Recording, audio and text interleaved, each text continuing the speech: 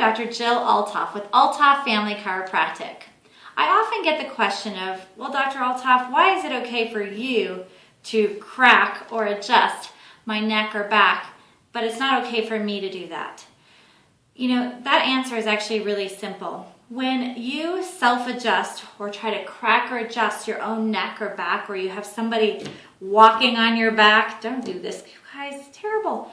When you do this, most of the time what you're doing is adjusting joints that don't really need to be adjusted.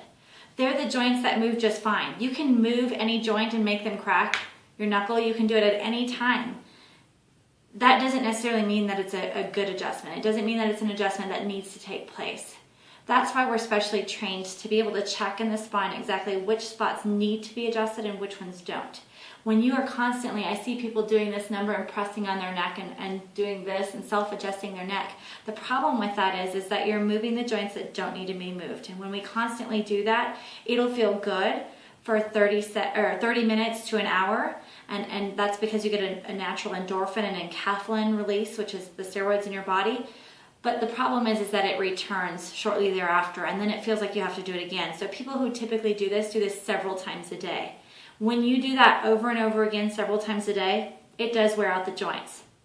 And it causes a process that we call degenerative disc disease or arthritis. You're going to cause these things by doing these self-adjustments or by doing these maneuvers on your own because you're not adjusting, number one, the right joint. And number two, because you're not adjusting the right joint, you're having to do it over and over again several times a day. Again, just causing yourself more and more damage. I encourage you to stop self-adjusting and come get the proper adjustment from a chiropractor.